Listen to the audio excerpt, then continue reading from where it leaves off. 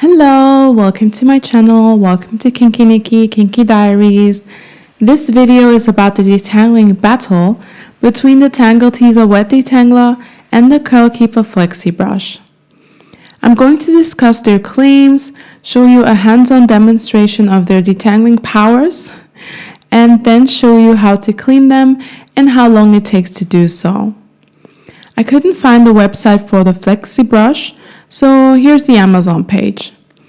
Of course, every company is going to praise their product to the gods, and CurlKeeper isn't any different. They call the Flexy brush the best brush ever and claim that its flexible bristles are perfect for scalp massage. The brush is made for all curl types and textures. The directions on how to use the tool is to always start from the ends of the hair and work your way to the roots. The brush has longer, more flexible bristles for scalp massage, but I use the longer bristles to detangle larger sections, because larger sections mean less detangling time. They say that only the shorter bristles are for detangling. What's special about this brush is next to the very flexible bristles that don't hurt even sensitive scalps, is the open cushion design, making the brush easy to clean, preventing product buildup. Now to the Tangle Teezer Wet Detangler website. They boast with the amount of bristles the brush has, as if that is what makes a detangling tool great. The regular size has 325 two-tiered teeth, meaning two different lengths, while the large size, which I own, has 422 flexible teeth. The large size is 20% bigger than the regular size. The brush detangles quickly and gently with reduced breakage. Companies really like making claims that have no basis, no comparison. Reduced breakage compared to what? It evenly draws shampoo and conditioning treatment through the hair. I don't know about you, but I don't detangle my hair with a brush during the shampooing step, and they don't even recommend doing so. So also this claim about drawing shampoo in makes no sense. The large size is marketed towards long, thick, and curly hair, but on this page, the page for the Wet Detangler in particular, there is no curl inside. They promise 80% fewer knots and tangles. Well, of course, it is a detangling tool after all. And that it is 97% gentler on your scalp. 97% gentler than what? Gentler than what? They didn't say. The detangling steps only show how to use the original Tangle Teezer. They tell you to detangle on towel-dried hair with no conditioner inside. If that's the case for the Wet Detangler, they should call it Damp Detangler instead. I do not recommend detangling curly, coily hair without conditioner. From step 2 to step 4, their directions make sense again, telling you to start detangling at the ends and working your way up to the roots. Okay, now for the live demonstration of both tools. They sound different, they look different, they feel different, the grip is different, the flexibility of their bristles are different, and they perform differently. To make this comparison as fair as possible, I used the exact same products on the left and right side, from shampoo to conditioner.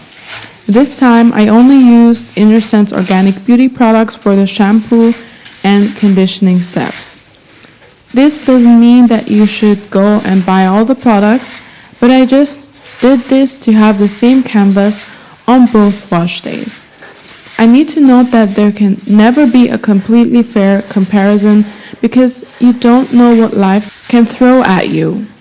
For example, my hair on the right with the Flexi brush got rained on. And when I say rained on, I mean heavy rain. I let it air dry and had my wash day 2 days later, so the hair is more tangled than it normally is. Long story short, before leaving the house, always check the weather forecast and take an umbrella with you when you need it. Back to the products that I used. The shampoos I used are the Innersense Pure Harmony Hair Bath as first shampoo and Innersense Hydrating Hair Bath as my moisturizing second shampoo.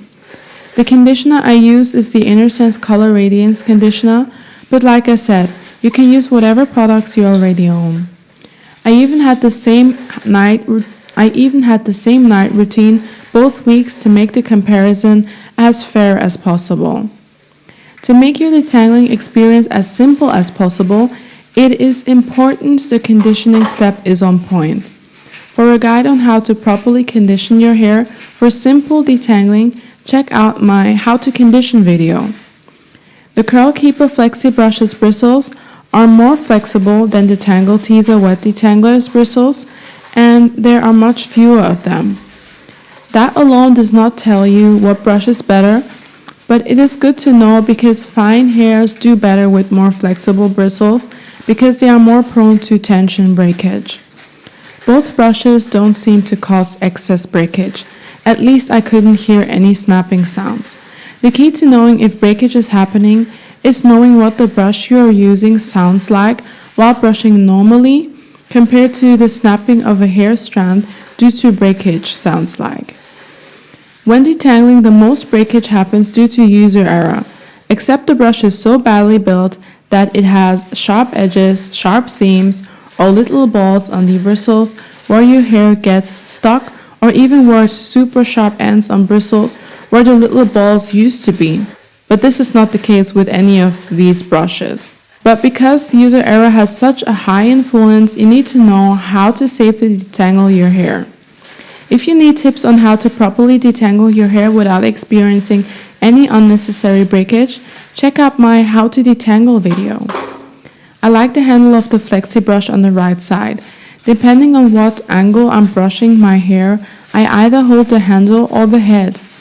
Detangling my hair with this brush doesn't hurt my wrist. This is especially important for the hairstylists that use these tools almost every day on multiple heads of hair, or moms that groom their children's hair, or people with medium to high density hair that isn't straight or wavy. Most Tangle Teezer detangling tools do not have a handle. Maybe that is why the handle isn't ergonomically built. At least not for my hand. When you focus on handleless brushes, that's what you're going to be good at. Personally, my wrist hurts while using the Tangle Teezer Wet Detangler, which on itself increases the detangling time because you have to rest your wrist after a while. And not only my wrist was hurting, but especially my scalp. I am what they call tender-headed, but I am definitely not used to that kind of pain. I'm not sure if my scalp was mysteriously much more tender than usual or if it was only the brush's fault, but what I know for sure is that it hurt. My scalp hurt a lot, especially my temple area. So much so that while I was detangling, I contemplated on calling my dermatologist to ask if he can check for an inflammation on my scalp. It hurt. The only area that didn't hurt at all was the top of my head. The Flexi brush didn't hurt my scalp at all, but I also didn't feel any of the scalp massaging sensations they were talking about. If your hair is of a lower density than mine, you might feel the scalp massaging effects. My sister has hair of lower density than mine, and she finds detangling with this brush really relaxing. Once, I fully detangled her hair in less than 2 minutes, and she asked me to continue detangling because the scalp massage felt so good. Due to my hair's density, even though I have fine hair, the brush barely touches my scalp. Since pain isn't an issue, the only thing I'm worried about when detangling with the CurlKeeper Flexi brush is not getting any hair and/or conditioner in my eyes. Because the Flexi brush bristles are longer than the Tangle Teezer bristles, you can get away with using larger sections when detangling, which is a big plus, especially for high density girls. But even when your hair is low density, you still deserve to spend less time detangling your hair, even if right now it takes you 4 minutes. How about 2?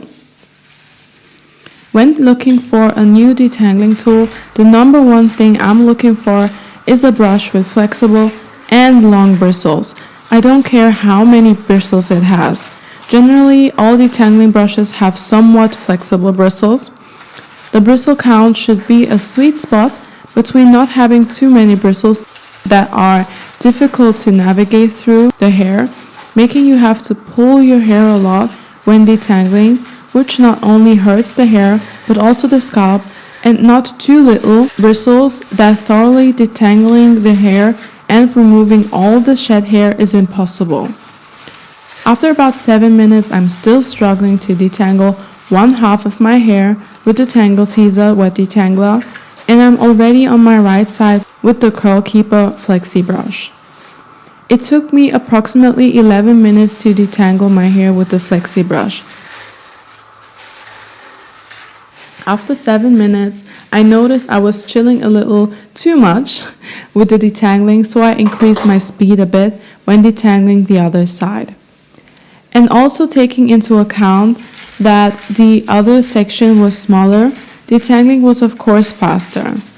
I usually detangle my hair completely in about 8 to 10 minutes with the Flexi brush when I detangle after 7 days of no detangling. This time it probably took 11 minutes because it was extra tangly. After about 20 minutes, I was also finished detangling my hair with the Tangle Teezer wet detangler. Twice as long. It took me twice as long to detangle hair that wasn't as tangled as the other side. I was using the Tangle Teezer wet detangler for years and really liked it. I think I bought it 3 years ago. Detangling my hair in 45 minutes instead of 1 hour sounded great to me. Who wouldn't say no to saving 15 minutes on detangling time? And yes, I detangled my hair with the Tangle Teezer for 45 minutes every week before I started following a simple cleanse, condition, and style routine without pre-pooing and other changes.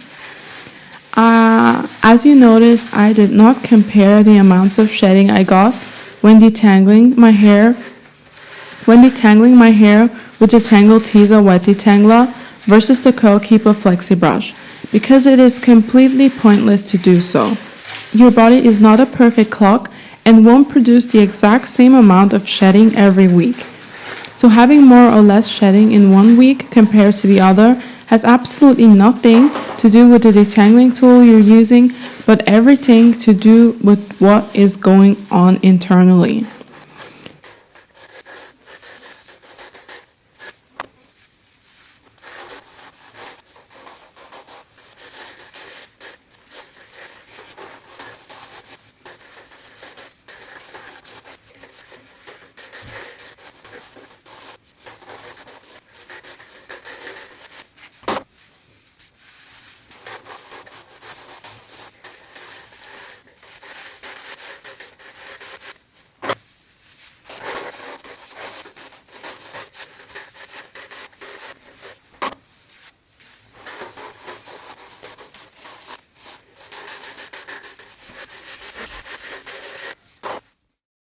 Now to the tool cleaning step. It is very important to clean your tools after use to prevent nasty bacteria from growing on them. Of course, it shouldn't be a chore to do so either, so picking an easy to clean tool is key. I'll start demonstrating the cleaning step with the Tangle Teezer. First, you remove as much hair as you can with your fingers or a rat tail comb. With the Tangle Teezer, the tail will have to be very, very tiny. I do own a rat tail comb, but the stem of that comb is way too large to enter the Tangle Teezer because the bristles are just too close to each other. Once you can't remove hair anymore, use a strong water stream to push the hairs out of the brush. Then try removing more hair until the brush is free of hair. When there is no hair left, you can clean the brush with some type of cleanser. You can also use your shampoo or body wash. Then let it dry completely. Instead of just putting the cleanser on top, you can also soak it in some soapy water and then rinse it off. It takes me about 5 minutes to clean the Tangle Teezer using this method.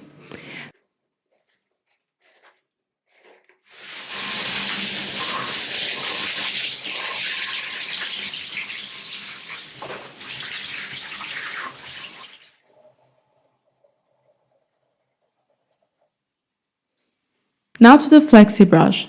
The steps are kind of the same, with the only difference that the water stream should be directed to the open back cushion of the brush. Remove as much hair as you can. Push hairs out of the brush with the water stream. Remove remaining hair.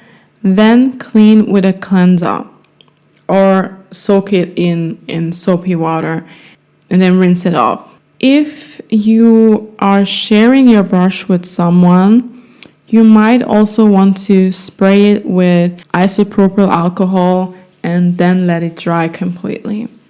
If you have any questions, I'll answer them in the comment section. If you like my content, like, comment, and subscribe. See you next time. Bye.